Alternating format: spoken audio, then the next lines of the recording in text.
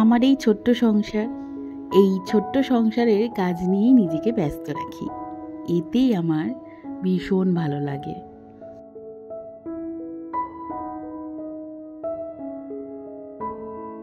Hello everyone, কেমন আছো সবাই? আশা করছি সবাই ভীষণ ভালো আছো। আমি পিয়ালি, আমাদের ছোট্ট সংসারে তোমাদের সকলকে জানাই অনেক অনেক স্বাগত এবং অনেক অনেক ভালোবাসা। আজ সকালবেলায় ঘুম থেকে উঠেই চলে এসেছি প্রথমেই ছাদে। তোমাদের দাদাভাই এখনও পুজো দিচ্ছে, ওদিকে স্যারও এসেছেন, ওনাদেরকে চা করে দেবো। তাই ভাবলাম আগে গিয়ে, গতকালকে তো অনেক কিছু ভিজিয়েছিলাম, তোমাদের দাদাভাই সমস্ত কিছু কেচে কুচে দিয়েছে। যেহেতু বৃষ্টি পড়ছিল, আমি ওপরে আর আসিনি, রান্নাবান্না করতেই ব্যস্ত হয়ে পড়েছিলাম। তো ওইগুলো কেচে দিয়েছিল, ওইগুলো শুধু জল ঝরিয়ে রেখেছি, ঘরের মধ্যে দিয়ে রেখেছিলাম। আর ভাবলাম সকালবেলা উঠেই যে না, আগে জামা কাপড়গুলো দিয়ে আসি আর সাথে বাসি জামাটাও ধুয়ে দিয়ে আসি। তো এসে দেখছি ছাদ ভর্তি জামা কাপড় সব শুকো দেওয়া। আমি ভাবলাম বাবা, এটা কি করে সম্ভব? এত সকাল সকাল উঠে সব শুকো দেওয়া হয়ে গেছে। তোমাদের দাদাভাই এই কাজটা সেরে রেখেছে। তারপরে ছাদের থেকে নিচে এসে আগে চুলটা একটু আঁচড়ে নিলাম। আজকে শ্যাম্পু করা ছিল, চুলটা এত ভালো লাগছিল আমার কাছে। জানো তো, একটু যখন চুলটা বড় হয়ে যায় ভীষণ ভালো লাগে, মনে হয় কি আরও বড় করি, কিন্তু যা পরিমাণে চুল ওঠে না, তখন আর মনে ইচ্ছা হয় না। যাই হোক, এই তো গেল। আর ওইদিকে দেখতেই পেলে আমি করেছিলাম হচ্ছে রুটি, আর সাথে করেছিলাম আলুর চচ্চড়ি। ওটা দিয়েই আখি ভাত খেয়েছে, প্লাস রুটি নিয়ে গেছে স্কুলে। আমরা ওই দিয়েই টিফিন করলাম। ওরা স্কুলে বেরিয়ে গেছে, আখির বাবা ওকে স্কুলে দিয়েও নিজের কাজ সেরে তারপর বাড়িতে আসবে। ততক্ষণে আমার যে টুকটাক কাজ আছে সেগুলো আমি এখন সেরে নিচ্ছি। বিছানাটা তো, বালিশ তো গুছিয়ে রেখেছিলাম, ঘুম থেকে উঠেই না বালিশটা আগে গুছিয়ে রাখি, তারপরেই বিছানা থেকে নামি। আর শুধুমাত্র এখন যেহেতু ওয়েদারটা রাত্রিবেলায় একটু ঠান্ডা ঠান্ডা থাকে, কিন্তু পাখা চালাই, অবশ্যই দুটো করেই ফ্যান চালাতে হয়, ওর ন্যায় ভালো লাগে না। তো ওই চাদরটা গায়ে দিতে হয়, তাই জন্য চাদরগুলো এখন ভাঁজ করে সুন্দর করে বিছানাটাকে ঝেড়ে একটু টান টান করে রেখে যাব। আর বিশেষ কিছু একটা রান্না করার নেই, করব এখন হচ্ছে কি রান্না করব সেটাই ভাবনার মধ্যে তোমাদের দাদাভাই একটু বাজার করে নিয়ে এসেছে।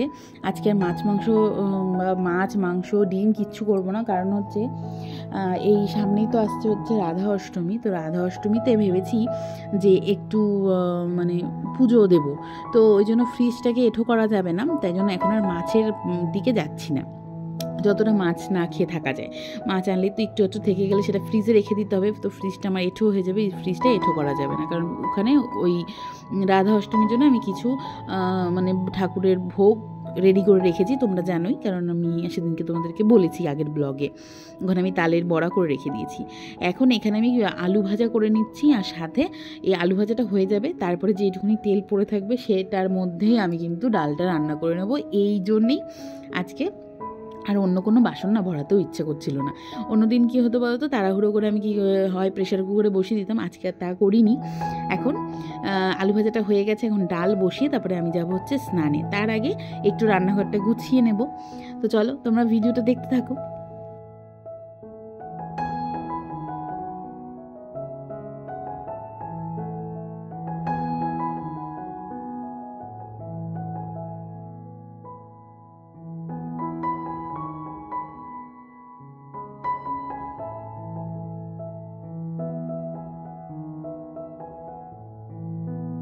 খুব তো ভেবে বসেছিলাম যে যেই তেলটা থাকবে সেটা দিয়ে ডাল রান্না হয়ে যাবে, কিন্তু হলো না, অগত্যা।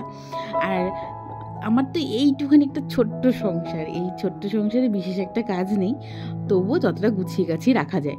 তোমাদের দাদাভাই ডাল বাড়ন্ত হয়েছিল, তাই ডাল নিয়ে এসেছে। এখন আর ওইটাকে কৌটোতে ঢাললাম না, এটার মধ্যেই রেখে দিচ্ছি। হুড়োড়ি করছি, কারণ হচ্ছে তোমাদের সঙ্গে তো ভিডিও শেয়ার করার ছিল, ভিডিও এডিটিং করার ছিল আমার, তাই জন্য আমি তো প্রতিদিনের এডিটিংটা প্রতিদিন ভিডিও দেওয়ার 1 ঘন্টা আগে করে থাকি, তাই জন্য একটু তাড়াহুড়ো থাকে, জানো তো আমার। তাই আর কি চেষ্টা করি আর কি দিনের দিনই করার, কারণ অন্য দিন করে রাখলে না ভেবে পাই না যে তোমাদের সঙ্গে কী নিয়ে গল্প করি। তো এই তো এখন ডালটা দেখো আমি এখানে ধুয়ে নিচ্ছি। আর মুসুরির ডাল খেতে না আমার ভীষণ ভালো লাগে, সেটা যদি 1 সোমবারে হয়। তো আমি চেষ্টা করি বেশিরভাগ সময়ই 1 সোমবারই করে। তোমরাও দেখেছো আমি প্রেশার কুকারে যখন করি একেবারে ফোড়ন দিয়েই বসিয়ে দিই, আমার ভীষণ ভালো লাগে। এখন এখানে পেঁয়াজ কুচি দিয়ে দিলাম, সাথে আজকে শুকনো লঙ্কা দেবো না, কাঁচা লঙ্কা কুচি কুচি করে দিয়ে দিচ্ছি। এত টেস্টি হয়েছিল না ডালটা, ভীষণ ভালো খেয়েছি। আজকে প্লেন ডাল আর আলু ভাজা, কারণ আখি যেহেতু বাড়িতে নেই, অন্য কোনো তরকারি রান্না করব না। রাত্রিবেলায় দেখা যাবে অন্য কোনো তরকারি করে হয়তো অন্য কিছু রান্নাও করতে পারি।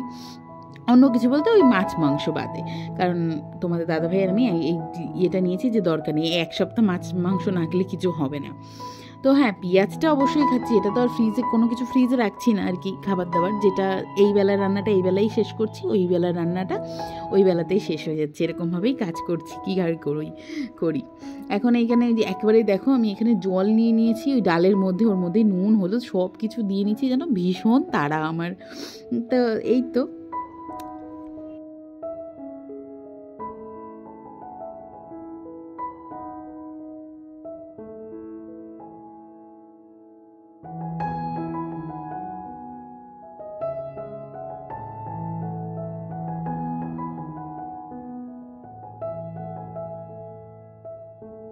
আলু ভাজাটা টেবিলের মধ্যে রেখে নিলাম, আর ওইদিকে ডাল হচ্ছে, ডালটা এখন তো ঢাকা দিয়ে দেবো, দিয়ে আমি যাব হচ্ছে স্নানে। তার আগে এই যে রান্নাঘরটা, সেটাকে তো ঝকঝকে তকতকে না করলে আমার ঠিক একটা ভালো লাগে না, তাই আগে যেখানে জায়গা রাখবো, কিছু বাসন ছিল সেগুলো একটু মেজে ধুয়ে নেব, টিফিনের বাসন, আঁকি ভাত খেয়েছে সেই থালাগুলো তো রয়েছিল, সেগুলো একটু ধুয়ে পুছে নেব। স্নান করে যেগুলো পরবো সেগুলো এখন বাথরুমে রেখে আসবো, তাই জন্য এই ঘর ওই ঘর থেকে খুঁজে খাজে গুছিয়ে নিচ্ছি, তারপরে রান্নাঘরটা পরিষ্কার করে স্নানে চলে যাব। তো চলো আজকের ভিডিওটা এইটুকুই রাখছি, দেখা হচ্ছে নতুন একটা ব্লগ নিয়ে। ভালো থেকো, সুস্থ থেকো, সকলকে ভালো রেখো বন্ধুরা। আর আমার ভিডিওটা যদি তোমাদের ভালো লেগে থাকে অবশ্যই কিন্তু একটু লাইক করে দিও আর সাবস্ক্রাইব করে আমার এই ছোট্ট পরিবারটার পাশে চলো। টাটা। এখন স্নানে যাই, পরে আবার তোমাদের সঙ্গে দেখা হবে।